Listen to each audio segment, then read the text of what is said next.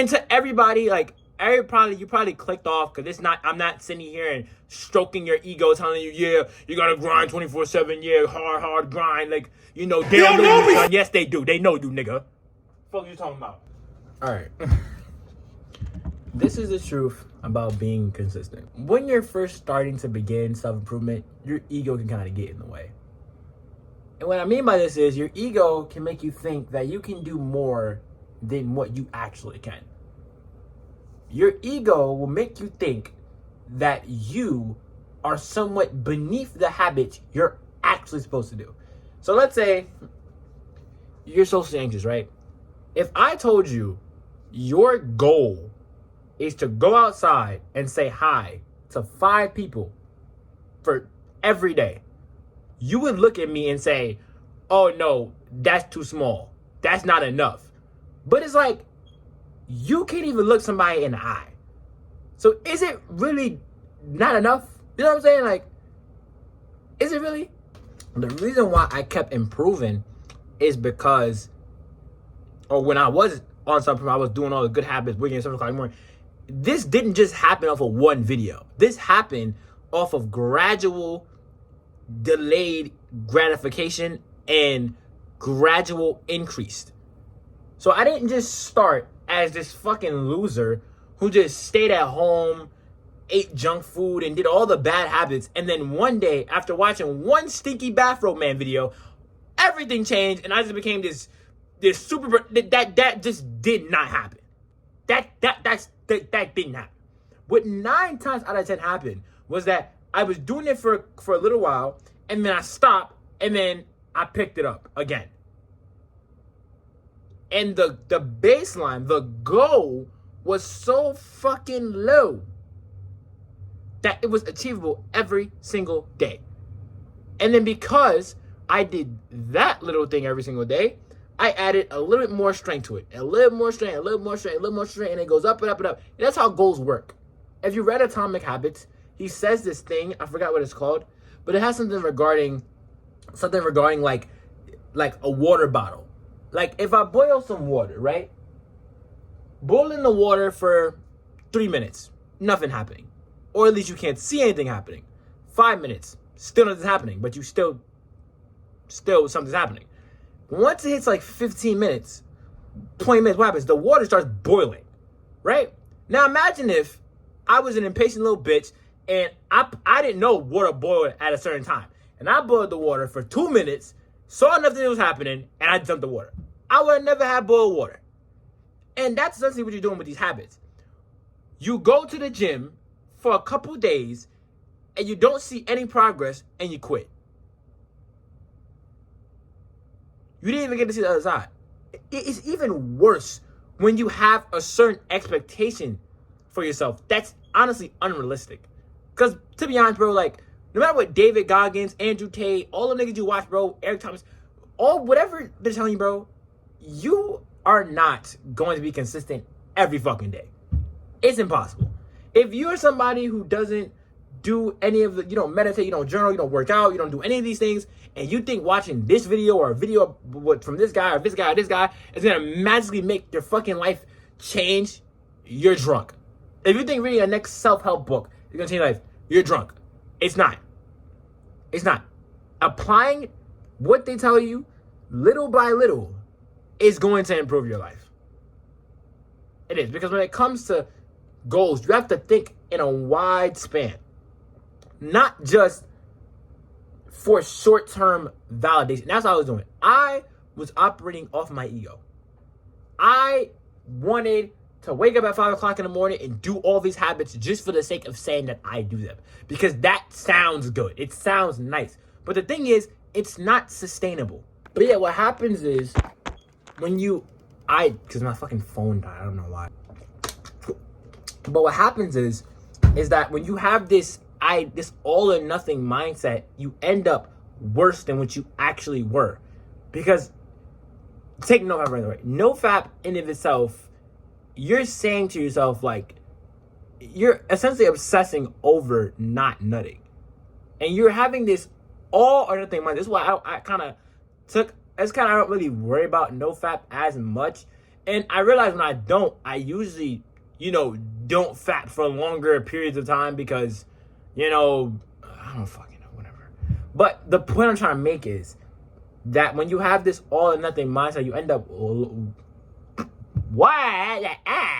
when you have this all or nothing mindset, you end up worse than how you started. And the reason why is because this unrealistic expectation that your ego has caused you to have. So, for NoFap, right? You are a chronic masturbator. Let's say you are watching this video. There's nothing wrong with that. That's fine, okay? That's okay. There's nothing wrong with that. It's okay to be a loser, but it's not fine to stay a loser, okay? Nothing wrong with that, right? You go on YouTube and you see that video, 90-day streak, increased eye contact, bigger balls, Super Saiyan 5, right? And you obsess over getting to day 90. You will last a day and a half. And you will masturbate again. And you will masturbate again. And you will masturbate again. And again, and again, and again, and again. And eventually, it'll get to a point where you're just having fapathons all damn day. Now, imagine if you were a chronic masturbator who masturbated every single day and you limited your masturbation to 1 less day a week. And then once that happens, 2 less days a week, 3 days a week, 4 days a week, 4, and you'll get to a point where you're rarely doing it. You have made significantly more progress than the asshole who obsesses and jerks off to day 90 of NoFap. You know what I'm saying? So it's like, even me, like because I worked while doing YouTube, and I had this idea that, I wake up at 8 o'clock in the morning and record videos and then go to school, go to work, and then just do it every single day. And if I don't do it, I'm a fucking failure. It's like, no. If you don't do it, you're a human being. You know what I'm saying? It's like, I got to the point where I was like, who the fuck do you think you are? Like, if you can't record a video a day, how the fuck are you going to record multiple videos a day? If you want to improve, you have to start small. Because eventually what's going to happen is the things that you find stupid now, the things that you don't really find any value in, like I said, progress or goal setting and working towards your goals is like boiling water. It's like starting a fire. It's a slow, gradual process. You have to start slow and increase. Because the truth is, all of these motherfuckers who you see on social media and YouTube, you only see the end result. You think you can you can record multiple videos a day because your favorite YouTuber does that shit all day.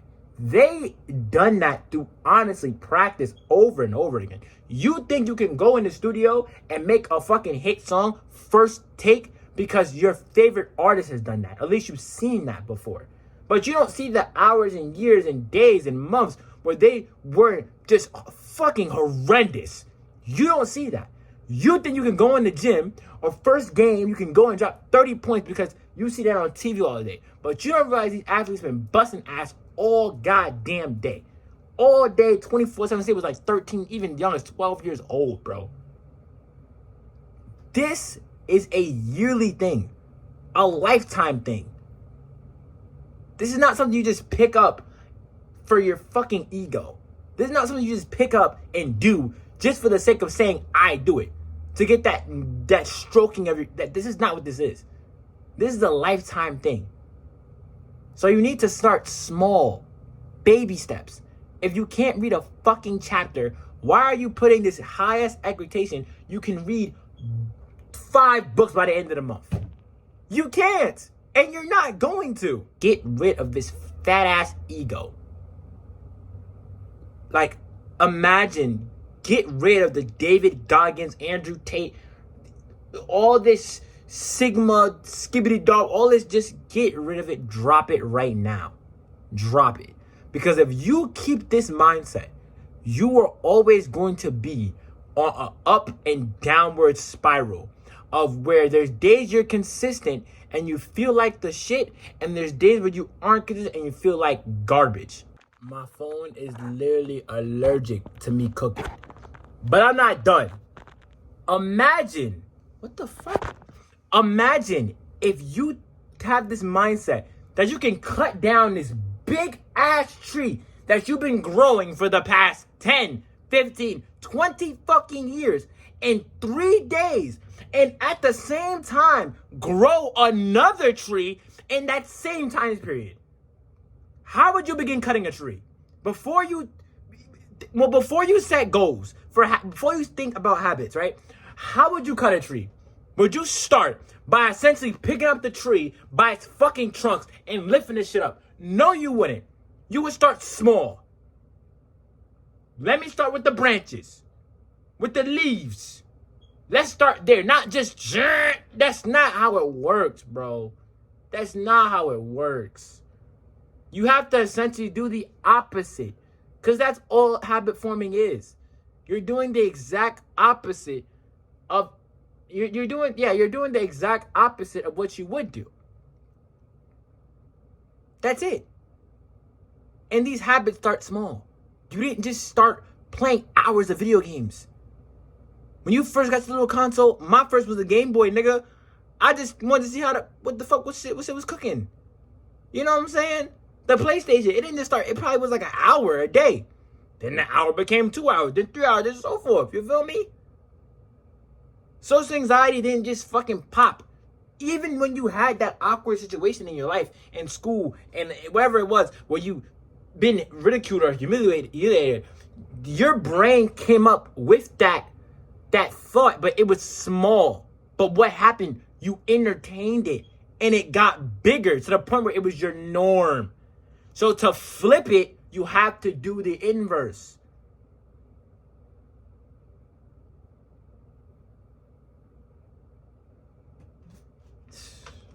Let me fucking cook. Do the fucking inverse, nigga. You bitch. Do the inverse and drop your fucking ego, nigga. I don't know how to end this shit. Love y'all boys. I'm out, nigga. Yeah.